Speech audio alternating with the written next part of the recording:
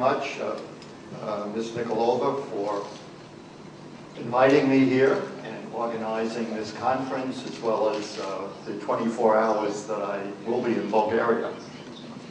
Thank you, His Excellency, for your remarks and presence, ministers, and the rest of you here in the audience. This is actually a challenging speech for me to be giving. I am typically addressing only a corporate audience and talking about how my ideas are helpful for companies to implement their strategies. And some of you here, or many, are that audience.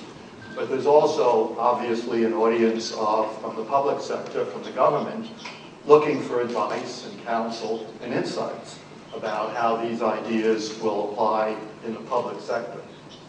So the approach that I will talk about was developed for the private sector, but over the last 15 years, we have adapted it to the public sector.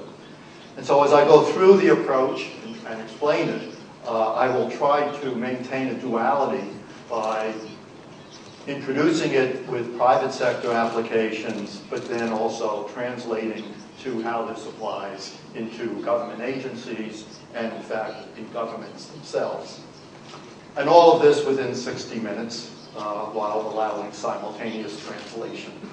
So I hope you can listen and absorb quickly. The problem that we're here to address is not so much the formulation of strategy, but how do you actually implement strategy? And data over the last 25 years have suggested this is a very challenging problem both in the private and the public sector. So I put up some quotes that we've accumulated to suggest the nature of the challenge. That companies say, we have strategies. The problem we have is the difficulty of implementing the strategy. And if I had to single out one quote on this page, let me take one from Jamie Dimon, the CEO of JP Chase. He's been much in the news over the last few years. Perhaps actually the most successful bank in the United States, the one maybe least affected by the financial crisis that started 2 years ago.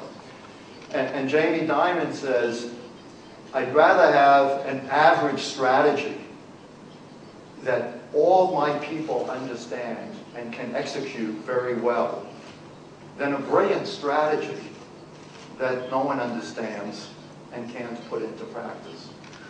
So it suggests that the action, choose a good strategy. Don't spend 5 years trying to come up with the perfect strategy.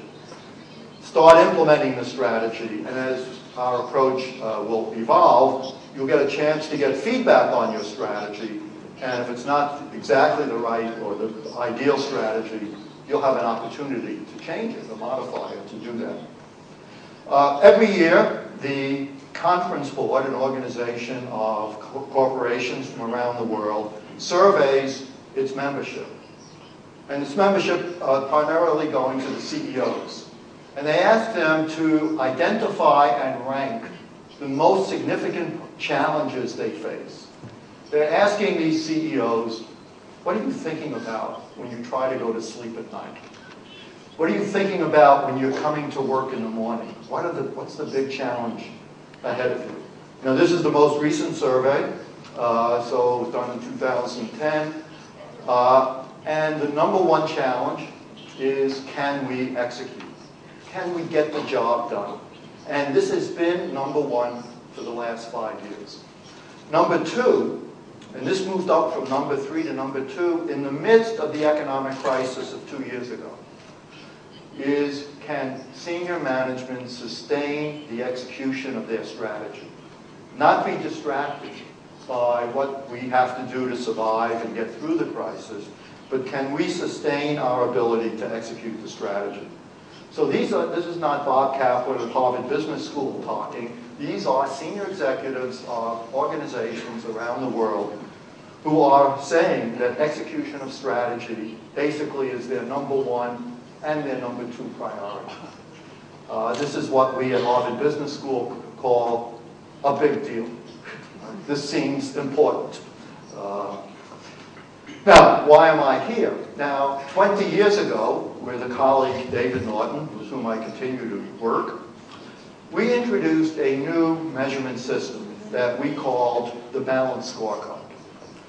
And the idea of the Balanced Scorecard was that even in the private sector, financial measures are not sufficient to evaluate the performance of organizations.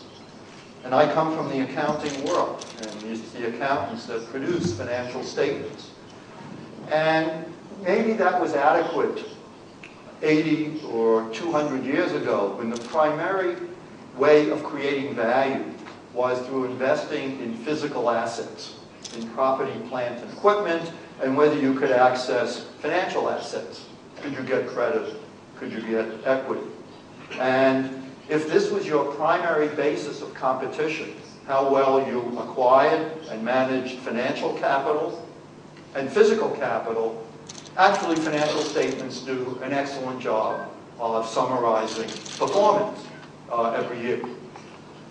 But the world has changed, and at the end of the 20th and now the beginning of the 21st century, the primary drivers of value creation are not just financial and physical assets. It's really what accountants call the intangible assets. And it's assets that don't appear on companies' balance sheets. And what I'm referring to here, and it starts to show up as you walk through this diagram, is customer relationships. How well do your customers value you?